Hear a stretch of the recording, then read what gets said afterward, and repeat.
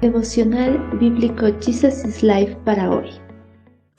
Con un abrazo fraterno les damos la bienvenida para continuar en el libro de Esdras, capítulo 10. Apartarse del pecado.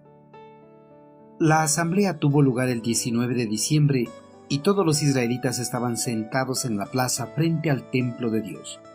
Esdras, el sacerdote, se puso de pie y les dijo: Ustedes han cometido un pecado terrible al casarse con mujeres paganas. Han aumentado la culpa de Israel.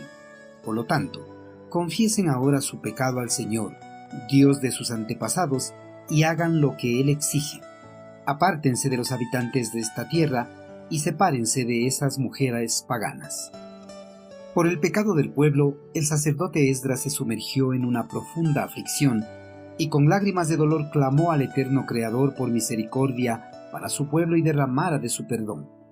Los principales del pueblo, al ver la aflicción del sacerdote, se acercaron a él y declararon su pecado. Pidieron a Esdras que actuara en favor de ellos para resarcir el pecado del pueblo y detener así la ira de Dios. Conforme al acuerdo de los príncipes y de los ancianos, el sacerdote Esdras envió una orden para que todos los judíos de la provincia de Judá se reunieran en Jerusalén dentro de los 3 días para tratar el problema. En el espacio de 3 días, todos los hombres de Judá y de Benjamín se apresuraron a acudir a Jerusalén, así como de las ciudades de los alrededores. El sacerdote, en presencia de todo el pueblo, exhortó a los hombres de Israel que habían quebrantado la ley del eterno Creador al casarse con las mujeres de los reinos vecinos. Esdras les dijo que confesaran sus pecados al Señor.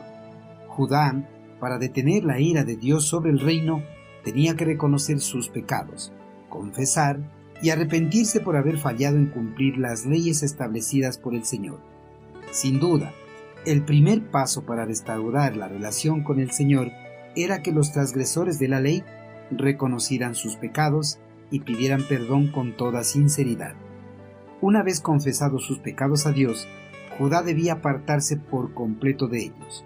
Por eso el sacerdote Esdras exigió a sus compatriotas que rompieran toda clase de relaciones con los pueblos paganos.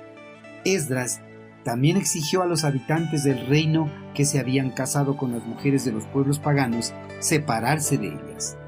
Para muchos, la solución exigida por el sacerdote era descabellada. El exigir a sus compatriotas divorciarse y separarse de sus familias. Pero la exigencia de Esdras no era descabellada. Lo descabellado fue que el pueblo, sabiendo los mandatos de Dios, las quebrantara y se unieran con esas mujeres. En 1 Corintios 7, el apóstol Pablo les dice a los creyentes que han contraído matrimonio con incrédulos que permanezcan casados con su cónyuge, siempre que el esposo o la esposa tengan la voluntad de seguir así. En realidad, el caso expuesto por Pablo es muy diferente al caso expuesto por el sacerdote Esdras. La gente de Corinto se había casado con cónyuges paganos cuando ellos mismos todavía eran paganos. Como gentiles, no habían estado bajo ningún mandato de Dios que prohibiera el matrimonio mixto, pero habían entrado en el estado matrimonial en buena fe. En los días de Esdras, la situación era muy diferente. Los israelitas eran culpables, pues se habían involucrado en uniones ilegales desde el principio, porque Dios se las había prohibido a su pueblo. Queridos hermanos, el pueblo judío, para alejar la ira de Dios de su nación, debía confesar sus pecados y apartarse de ellos, aunque al hacerlo les causaría dolor, pero ese dolor sería el recordatorio de sus faltas a la promesa que habían hecho como nación ante Dios. Confesar los pecados y arrepentirse es volver a comprometerse a hacer la voluntad de Dios y renunciar a cualquier acto de desobediencia. Confesar es apartarse del pecado. Por eso el pueblo debía divorciarse de las mujeres de los pueblos paganos para estar bien con Dios.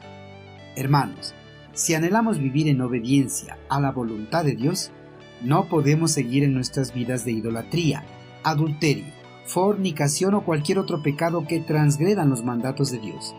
Debemos abandonar por completo nuestras vidas de pecado, apartarnos de todo lo que nos incita a seguir cometiendo faltas ante Dios. Debemos procurar vivir una vida santa, agradable ante nuestro amado Creador.